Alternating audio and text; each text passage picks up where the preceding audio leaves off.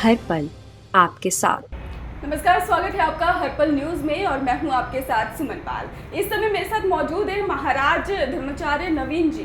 मैं उनसे जानना चाहूँगी कि शिवलिंग को लेकर जो मुद्दा चल रहा है उसको लेकर, जैसे कि ज्ञानवापी शिवलिंग में मस्जिद के सर्वे के बाद पता चला है कि वहाँ पे शिवलिंग है, और इसको लेकर धर्म, जो हिंदू धर्म के लोग हैं वो कह रहे हैं कि वहाँ पे शिवलिंग है, लेकिन इसको लगातार मुस्लिम पक्ष जो है वो नकारता हुआ साफ नजर आ रहा है। तो महाराज जी, इस पर आप क्या कहेंगे? सबसे पहले दर्शकों, जय श्री महाकाल। माई पिताम्बरा की कृपा आप सब पर बनी रहे। आज बड़ा हर्ष का विषय है और बड़ा जश्न मनाने का दिन है। आखिर बाबा मिल गए। बाबा मिलने की बात वहाँ से आती है कि जो ज्ञानव्यापी मस्जिद है, जो इसका आज पूरे विश्व, पूरा भारत और इस पूरे विश्व में जहाँ जहाँ भी सनातन के लोग, हिंदू लोग रह रहे हैं, उनकी सबकी नज़रें थी कि आखिर उस सर्वे में क्या निकलेगा जो माननीय न्यायालय द्वारा पिछले 3 दिन से चल रहा था। तो दर्शकों, ये बोलने में कोई अतिशयोक्ति नहीं होगी कि जो सत्यता है वो सबको मालूम है कि आखिर इन इमारतों के पीछे जो भी बदलाव हुआ मुगलकालीन आक्रांताओं के द्वारा, इन्होंने जो भी उनके स्वरूप को बदला, छेड़छाड़ की, आज उसका एक सत्य दोबारा से मुस्लिम फ्रंट को देखना पड़ा। क्योंकि जो वजू करने का स्थान था, जहाँ पर मुस्लिम लोग वजू करते हैं, नमाज पढ़ने से पहले जो अपने हाथ धोते हैं, तो उस पानी को खाली कराया गया। तो उसमें जो है 12 फुट बाई 8 इंच का दायरे का जो स्वयंभू जो शिवलिंग है, जो खुद भोलेनाथ विश्वनाथ की नगरी में विराजमान थे, उसके जो प्राणस्वरूप जो है नंदी जी की जो मतलब नंदी जी की जो मूर्ति थी, जो उनका मुंह, चेहरे का जो भी डायरेक्शन था, तो इस शिवलिंग की तरफ था। तो इसमें सब लोग जानते थे, आखिर वो सब सत्य हुआ। जी, जैसे कि आपने कुतुब मीनार को लेकर भी पहले मुद्दा उठाया था महाराज जी, उसको लेकर भी विवाद चल रहा था, तो इस पर आपका क्या कहना है? देखिए, हम अगर इतिहास की बात करें, और उससे पहले जब हमारा पूरी जो पृथ्वी थी, ये सनातनियों की पृथ्वी थी। यहाँ पर सनातनियों का ही सब कुछ, सनातन परंपरा के द्वारा, सनातन धर्म, सनातन सब कुछ सनातनी थे। धीरे धीरे जैसे युगांतर बदलते गए, बहुत से शासकों का, मुगलों का, बहुत सारे लोगों का, अंग्रेजों का, हर उसमें प्रभाव बढ़ता चला गया। मगर आज जो बात आती है, विशेषकर मैं भारत की बात करूं, भारतवर्ष की बात करूं, तो यहाँ पर जितनी भी हमारी पुरानी इमारतें थी, मंदिर थे, जो भी उस टाइम के राजाओं ने, जो भी उस टाइम के हमारे हिंदू जो भी राजा थे, उन्होंने अपने इष्ट भगवान की जो भी अपने वो बनाए थे। तब 1100 ईस्वी में जब इन मुगलों का शासन आया, तो इन मुगलों ने उस स्वरूप को, उन मंदिरों के स्वरूप को बदलकर, इन इमारतों के स्वरूप को बदलकर अपनी मस्जिदों के, अपने प्रार्थना स्थल बनाने की कोशिश की। किसी को ताजमहल, किसी को कुतुब मीनार, किसी को कुछ, ये सब इन्होंने स्वरूप को बदला। जिसका उल्लेख आप देख सकते हैं कि कुतुब मीनार आप जाए तो वहाँ पर स्पष्ट शिलापट पे लिखा हुआ है कि जो यहाँ पर 27 जैन मंदिर और हिंदू मंदिरों को तोड़कर ये एक बनाया गया मीनार है। हम उसको कुतुब मीनार नहीं बोलते। हम सरकार से भी ये, हमने पहले भी पिछले दिनों हमने मांग की थी कि ये विष्णु स्तंभ है, क्योंकि उसका भी जो कोर्ट में केस चल रहा है, माननीय साकेत उच्च न्यायालय में जो है, उसमें जो मंदिर, उसमें जो निकली थी मूर्तियाँ, गणेश जी की 2 मूर्तियाँ निकली थी, एक सीधे गणेश और एक उल्टे गणेश, और बहुत सारी ऐसी जो कलाकृतियाँ उसके ऊपर उभरी हुई हैं, जो समस्त ये इशारा करती है कि आखिर कहीं ना कहीं जो ये छेड़छाड़ की गई है वो सत्य है। क्योंकि आज जो शासक है वो आज एक हमारा देश एक अच्छे शासक के हाथ में है, जो आज इसकी आवाज़ें उठ रही हैं। और मैं ये नहीं बोलना चाहता कि भाई उसमें कोई अतिशयोक्ति भी नहीं है कि आज जितनी भी ये है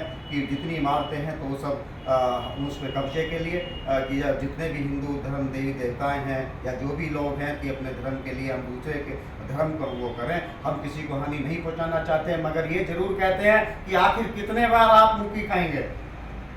आपको राम मंदिर के साक्ष्य को देने में 500 वर्ष लगे, आपको मथुरा का यही मामला रहा, बनारस का यही मामला रहा, ताजमहल का यही मामला रहा, कुतुब मीनार का यही मामला रहा। क्या आप ऐसा इस चीज़ को कितने, आखिर आपको सत्य को मानना पड़ेगा। जो सत्य है वो सुमन जी, वो सत्य को इनको मानना जी पड़ेगा। जी महाराज, जिस तरह से मुस्लिम पक्ष जो है वो लगातार सच्चाई मानने को तैयार नहीं है, इस पर आप क्या कहेंगे? देखिए, औरंगजेब ने जो कृत्य किया, उस वक्त जो भी हिंदू लोग थे जिनको धर्म परिवर्तन, जिनको तलवार की नोक पर धर्म का बदलाव कराया, क्योंकि इतिहास में ये लिखा हुआ है कि जितना आक्रांताओं द्वारा इस देश को, इस हिंदू सनातन परंपरा के साथ छेड़छाड़ किया गया है, उसमें कहीं ना कहीं सबसे ज़्यादा जो योगदान रहा वो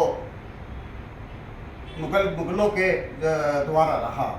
और उसमें आज जितने भी मुस्लिम पक्ष हैं, ये इनका डीएनए आप करा लें, ये भी जानते हैं कि हम कहीं ना कहीं हम हिंदू थे, जो उन्होंने औरंगजेब ने जबरदस्ती तलवार के बल पर इनको कन्वर्ट किया। मानते जानते सब कुछ ये भी हैं, मगर वही है कि अपनी बात को ये कैसे झुटलाएं। सत्यता इनको भी मालूम है, सत्यता सबको मालूम है।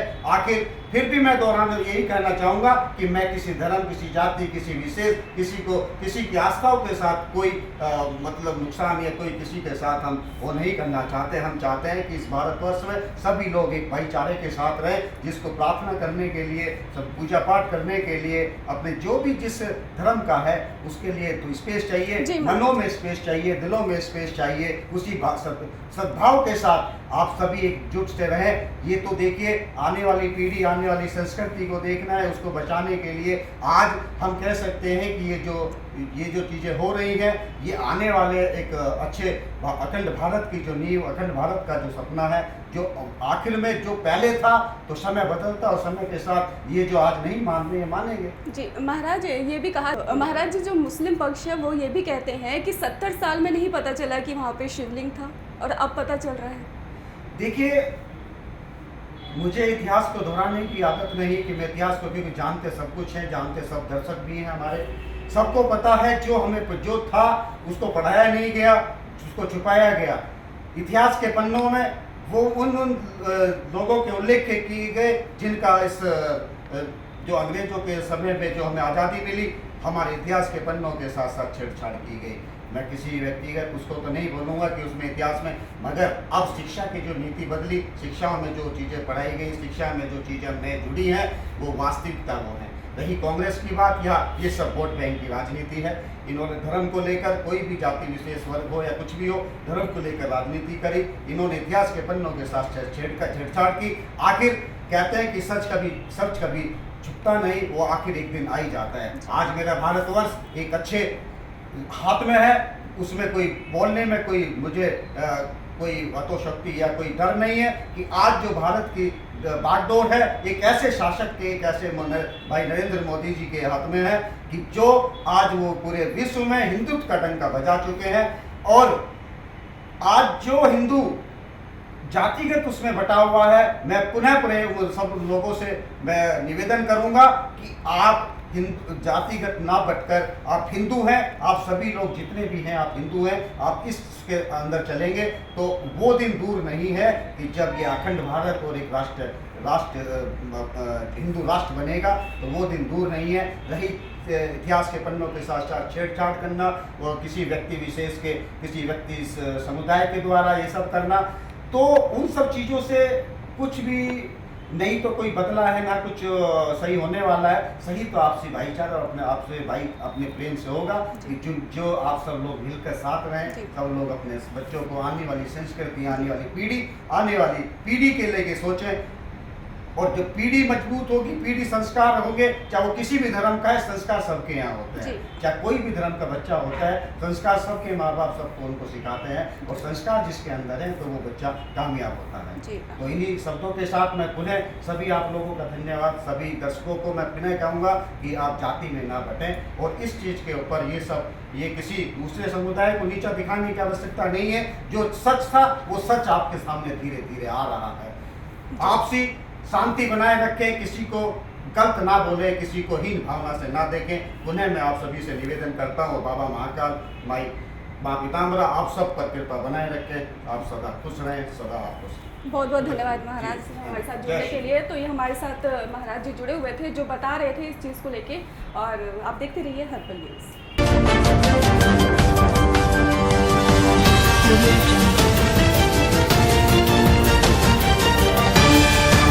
हर पल आपके साथ।